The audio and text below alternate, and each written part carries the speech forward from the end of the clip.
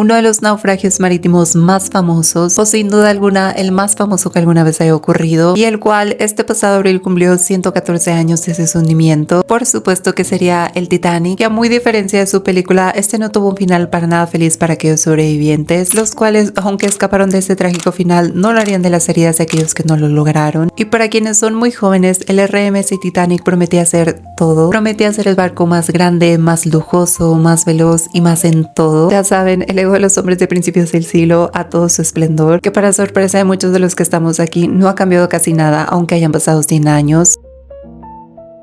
El viaje del Titanic marcaba salir desde este lugar de aquí un 10 de abril de 1912 para arribar en su supuesto destino Nueva York. Y digo supuesto porque ya sabemos todos cómo acabó. Aquí también entró una pieza clave del por qué se hundió este barco supuestamente inundible, y ese sería su capitán Edward Smith, el cual recibió no una, ni dos, ni tres, ni cuatro advertencias de iceberg, sino que recibió un total de 6 y aún así le valió. Pero en lugar de ir con calma y bajar la velocidad, decidió seguir yendo a unos 43 kilómetros por hora, colisionando finalmente con el iceberg a mitad del océano Atlántico a las 11:40 de la noche, hundiéndose por completo a las 2:20 de la madrugada. Y esto es más que tristísimo porque más de la mitad de las personas que iban a bordo no tenían siquiera una oportunidad para salvarse. En el Titanic iban unas 2.223 o 2.225 personas. Según a lo que investigué, las cifras no son 100% exactas, porque las personas, como en todos los transportes, no llegan, se atrasan o simplemente deciden no ir. Que si esta última hubiera sido mi caso, yo le estaría agradecidísima a la vida de salvarme de este triste final. De las 2.225 personas, solo lograrían salvarse 712, lo cual es una cantidad minúscula con quienes perecieron esa noche de 1912. Y aquí es donde por fin comienzan nuestras historias, las cuales tienen de todo: engaños, desvivisiones, traumas y sobre todo polémicas. Y de todas ellas intentaremos hablar un poquito de cada una. Una de las primeras sobrevivientes de las cuales hablaremos será Dorothy Gibson, la cual fue una actriz muy prolífica en la década de 1910, y ahorita van a entender el por qué es importante en esta historia. Desde muy joven, Dorothy estuvo interesada en cualquier arte escénico, llegando a participar en su juventud incluso en actos vodevil. Ella comenzó su carrera actoral y de cantante en 1906, pero no sería hasta 1911 que ella comenzaría a dejar de ser cada vez menos extra para irse metiendo en los papeles estelares. Pero sin duda el papel que le daría la vuelta al mundo sería con su película Saved from the Titanic, que como su nombre lo indica es acerca del desastre marítimo. Esto porque ella era una pasajera de primera clase aquel 14 de abril de 1912. La película se basa en la experiencia de Dorothy y cómo sobrevivió al hundimiento. Y algo muy curioso es que la película no tardó casi absolutamente nada en producirse. Y esto lo sabemos porque la película se estrenó tan solo 31 días después del hundimiento, convirtiéndose así en una de las más taquilleras de Europa y Estados Unidos. Y aunque fue un rotundo éxito en taquilla, muchas personas la tacharían de ser una aprovechada de la tragedia ajena, aunque en este caso yo no lo veo así porque literalmente ella fue una sobreviviente. Igual yo siento que aunque hubiéramos estado en una dimensión paralela donde ella no producía la película, alguien más sí lo haría, y por supuesto que le iban a llamar porque fue sobreviviente y actriz. Pero para nuestra mala suerte, esta película sería destruida en un incendio. Otra de las personas que tuvo una vida demasiado cruel debido al hundimiento del Titanic sería Joseph Bruce Ismay, quien para su mala suerte era dueño de la empresa propietaria del Titanic, y aunque Joseph logró sobrevivir al hundimiento, no lo haría al escrutinio público. Yo creo fielmente que si él hubiera sabido todo lo que se venía después de que sobreviviese, él hubiera preferido estar 1000 veces entre aquellas 1500 personas que perecieron. Y déjenme explicar porque me da miedo que piensen que lo estoy diciendo de mala fe. La prensa amarillista lo atacó a más no poder, utilizando incluso el machismo, diciendo que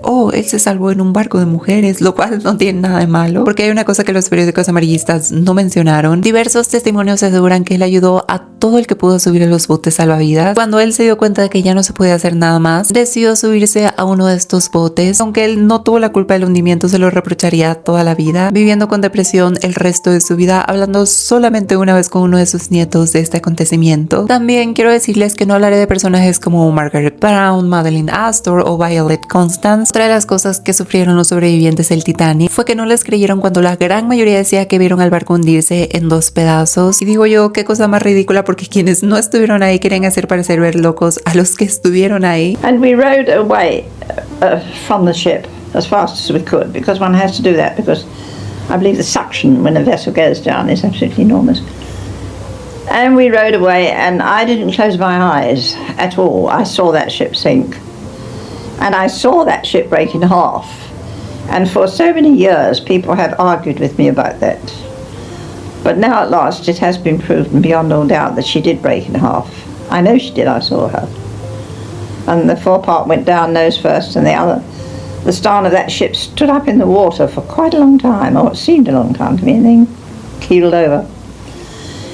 And we heard the dreadful sound of people drowning, which was, unbelievable. Por ello tendrían que pasar poco más de 71 años para que se comprobara que el Titanic sí se partió en dos al momento de su hundimiento, pero esto no solamente fue de los medios de comunicación de mitad del siglo XX, sino que al día después del hundimiento la noticia no tenía el peso que le damos hoy en día, tampoco era la información que había del hundimiento, que incluso los periódicos decían que no había pérdidas humanas, pero hasta el día de hoy sabemos que sí hubieron pérdidas humanas, y algo triste, lo que casi nadie nunca o jamás habla, o bueno, al menos que sea en un documental, es lo que pasó con todas aquellas 1500 personas que no pudieron salvarse. Y esta es una parte triste del video, así que si no están en su mejor momento, yo les recomiendo ir hasta este minuto de aquí por si quieren saltárselo. Los cuerpos recuperados del naufragio, y por supuesto que aquí no habrían personas de primera clase a quienes se les dio prioridad debido a la tan arraigada marginalización de la segunda y tercera clase. Yeah, when we look at the figures, there were less people saved from the steerage class. That's right. Than there were from the first Right, class. because they were not allowed to go on first class deck.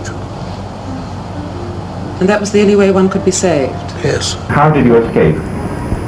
Well, we were standing on the steerage, third class they call it, and then we couldn't get up to second. And of course then there was one man with us, and he was our guardian angel, and he said, for God's sake, let the women up. So at that I got up And then you second. And then you got into a lifeboat. No, then I had to go to first cabin. The lifeboats were only going from first cabin.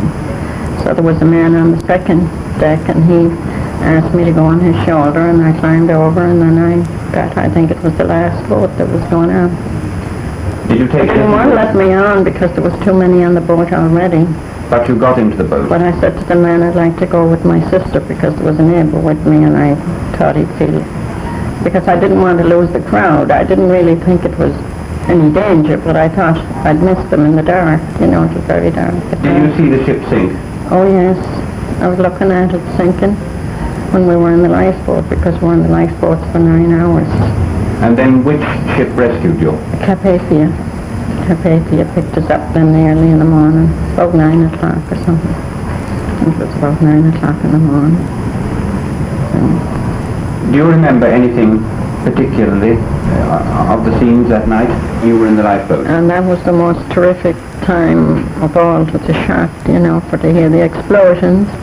And when the boilers must have hit the water, I guess, then all the wreckage was falling in us, and we used to push it away, you know, from the boat so as we wouldn't sink, because we were really packed capacity in the boat, you know. Did you rescue anyone from the water? Oh yes, we used to take dry ones from another boat, and they used to pick wet ones up then and put all the wet ones together in another boat so as that there wouldn't be. Were there only women and children in your boat? Oh yes, there was women.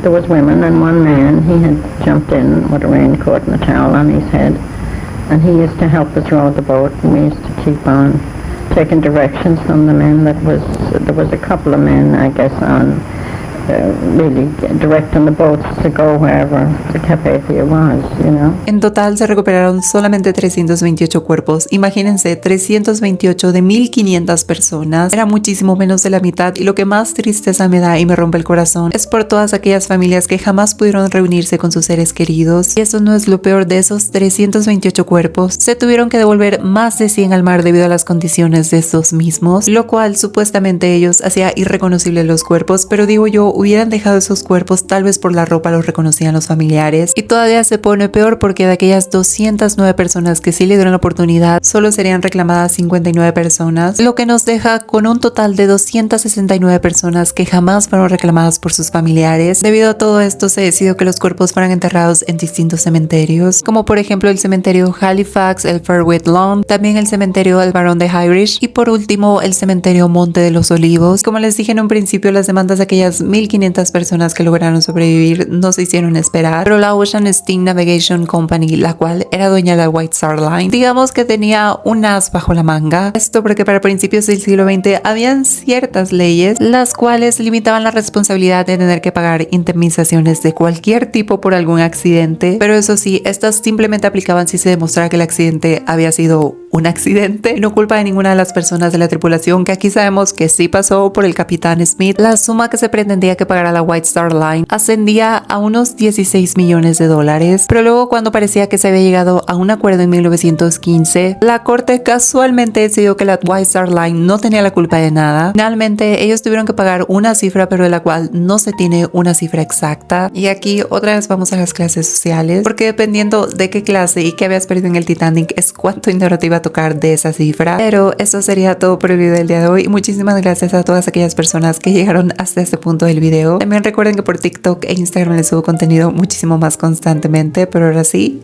adiós.